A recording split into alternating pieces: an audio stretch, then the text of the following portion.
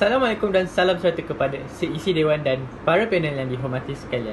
Bertemu kita di Dewan Forum Syariah Maya dengan izin rahmat Allah Subhanahu Wa Taala. Izinkan saya untuk memulakan majlis forum kita dengan serangkap pantun. Melati kuntum, tumbuh melata, sayang merebah di pohon cemara. Assalamualaikum, mulanya kata, saya sembah pembuka bicara. Sebelum saya memperkenalkan para panel kita yang segak bergaya ini, izinkan saya untuk menerangkan sedikit berkaitan tajuk perbincangan forum kita pada hari ini. Semakin kita berusia, kita dapat lihat bahawa masyarakat kita terutamanya golongan belia yang merupakan tunjang utama negara semakin terkesan dengan masalah pemikiran yang kolot serta boleh merosakkan akidah mereka. Pemikiran yang dimasukkan ialah pemikiran secara liberalisme di mana meletakkan bahawa kebebasan individu sebagai nilai politik tertinggi. Seorang yang mengamalkan dan menerima fahaman liberalisme ini dipanggil sebagai seorang yang liberal. Seperti yang kita ketahui, pemikiran liberalisme ini dapat kita kaitkan dengan pelbagai faktor yang menyumbang kesan yang buruk kepada golongan masyarakat kita. Hal ini amatlah membimbangkan kita, khususnya target utama pemikiran ini adalah tunjang utama negara iaitu golongan belia. Mungkin kita dapat meneruskan perbincangan kita pada hari ini dengan lebih lanjut dengan penjelasan serta kupasan yang menarik daripada panel pertama kita yang nampaknya tidak sabar untuk melontarkan pendapat mereka. Dengan itu, saya mempersilakan panel pertama kita untuk memberikan hujah beliau. Terima kasih Encik Moderator. Assalamualaikum dan salam sejahtera saya ucapkan. Seperti mana yang diperkatakan oleh Encik Moderator sebentar tadi, isu liberalisme ini telah menjadi satu isu hangat diperkatakan kerana ia banyak menyentuh isu sensitiviti keagamaan, terutamanya terhadap agama Islam. Perbincangan hari ini bertujuan untuk memahami konsep pemikiran liberalisme, seterusnya membuat analisa bagaimana ia berlaku. Hari ini, apabila perkembangan permodenan semakin pesat, ia telah menyumbang kepada pemikiran baru yang berteraskan kebebasan, sekularisme, rasionalisme dan seumpamanya. Dan disebabkan ini juga, ia telah menyumbang kepada pemikiran baru dalam bentuk Islam liberal, yang mana luarannya umpama Islam akan tetapi isi kandungannya meletakkan prinsip kebebasan dan keterbukaan dalam segenap aspek kehidupan, sekalipun ianya bertentangan dengan akidah dan syariah Islam. Sebagai contoh, Islam liberal menolak religious authoritarianism ataupun autoriti keagamaan untuk mengelakkan kesan negatif terhadap umat Islam yang kodenya terlalu rigid dalam memberi ruang kepada penganutnya untuk melontarkan pendapat dan pandangan seperti perihal LGBTQ. Antara implikasi liberalisme ini adalah ia sedang memisahkan manusia daripada mengetahui dan mempelajari tentang ajaran agama yang sebenar, khususnya terhadap Islam. Bahkan ia juga sedang menggugat kesejahteraan hidup bermasyarakat untuk koexist ataupun hidup bermajmuk. Tindakan yang wajar diambil adalah dengan menganjurkan program pendedahan dan kesedaran mengenai penyelewengan aliran pemikiran liberalisme agar masyarakat tidak terjebak dengan isu liberalisme ini. Sekian. Begitu menarik sekali kata-kata yang dikeluarkan oleh panel pertama kita. Biarpun ringkas namun isinya padat. Meneruskan perbincangan kita pada hari ini, mungkin dapat saya petikkan huraian panel pertama kita yang mengatakan bahawa arus pemodenan yang menyebabkan golongan ini wujud. Mungkin panel kedua kita boleh kupaskan sedikit berkaitan faktor lain yang menyumbangkan pemikiran liberalisme ini, khususnya dalam aspek media massa yang digunakan masa kini. Silakan tuan. Terima kasih moderator. Setelah membuat beberapa kajian, saya mendapati bahawa masyarakat kini lebih memilih medium penggunaan media sosial bagi mendapatkan maklumat kerana ia lebih memudahkan dengan penggunaan sumber yang terhad.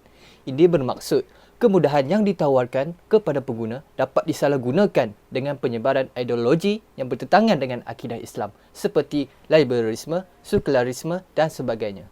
Jaringan yang bersifat global turut menyumbang kepada faktor penyebaran maklumat yang songsang dengan fahaman Islam yang sebenar.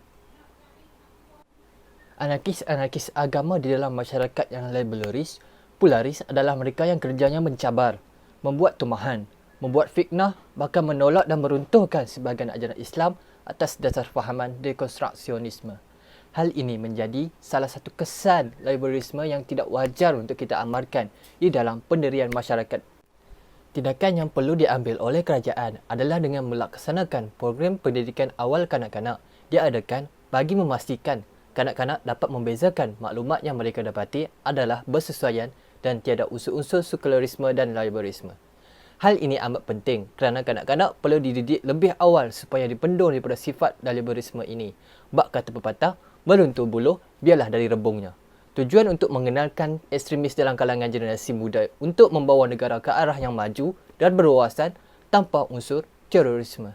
Terima kasih panel kita yang kedua dengan hujah beliau yang penuh keilmuan itu tadi. Sebagaimana yang kita sedia maklum, media masa kini merupakan sumber yang penting dan patut diawasi khususnya dalam aspek hiburan bagi membendung penularan pemikiran yang negatif serta bercanggah dengan ajaran agama kita. Selari dengan hujah yang diberikan oleh panel yang kedua kita tadi, saya dapat kaitkan sebuah isu yang hangat dibincangkan di media masa, iaitu I want to touch a dog, di mana umat Islam sendiri menyentuh anjing yang pada dasarnya diharamkan oleh agama kita. Mungkin panel kita ketiga dapat memberikan hujah berdasarkan isu ini. Dipersilakan, Puan. Terima kasih Tuan Moderator. Berdasarkan kajian saya, kempen I Want to Touch a Dog ini merupakan kempen yang dijalankan pada 2014 yang mengkhususkan umat Islam sendiri sebagai target utama bagi membantu orang ramai terutamanya yang beragama Islam untuk mengatasi persepsi negatif terhadap anjing. Menurut kajian, orang Melayu adalah masyarakat yang masih lagi kuat berpegang dengan hukum anjing sebagai najis mughalazah, iaitu najis berat. Walaupun mereka tahu yang mazhab-mazhab lain membolehkan anjing itu disentuh, tapi nampaknya masyarakat Melayu masih lagi tak mahu menukar pandangan dalam isu ini sebab mereka dah berpuas hati dengan pandangan mazhab Syafi'i.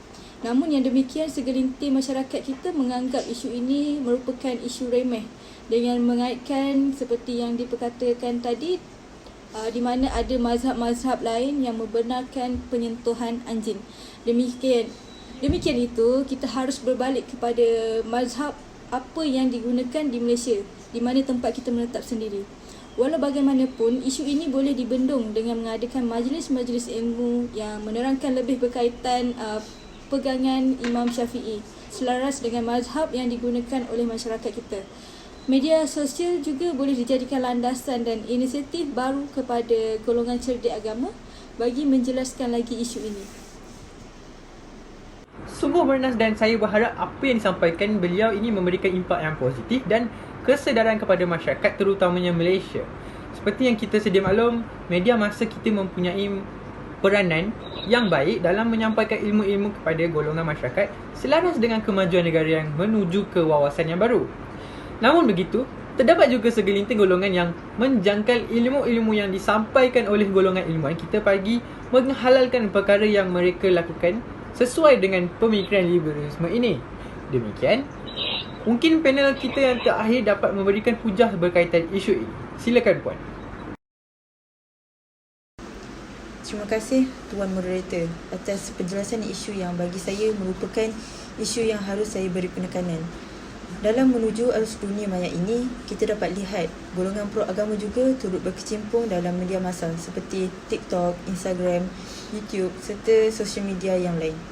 Walau bagaimanapun, terdapat segelintir pengguna yang boleh saya labelkan sebagai jahil yang juga gemar untuk menidakkan kebenaran yang disampaikan oleh golongan pro agama ini. Hal ini kerana tidak lain tidak bukan adalah untuk menghalalkan perkara yang salah yang membolehkan mereka melakukan perkara terlarang tersebut. Selari dengan topik iaitu pemikiran liberalism ini, banyak kecaman serta cemuhan yang dilemparkan kepada golongan pro agama ini. Kononnya, mereka hanya ingin mendapat populariti, tidak berlandaskan Al-Quran serta Sunnah dan banyak lagi.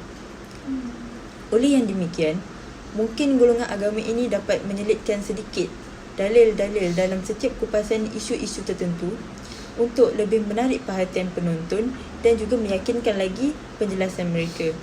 Bagi golongan yang masih berdegil serta menolak penjelasan golongan agama ini, mungkin kita dapat mengadakan program secara langsung atau live untuk sama-sama berbincang dan bertukar pendapat berlandaskan asas agama kita sendiri, agar dengan cara ini lebih dapat memberi kefahaman yang lebih jelas kepada mereka.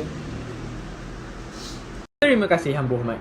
Dengan itu, kita dapat lihat 4 faktor yang menarik yang menyumbang kepada pemikiran liberalisme berlaku dalam kalangan masyarakat kita.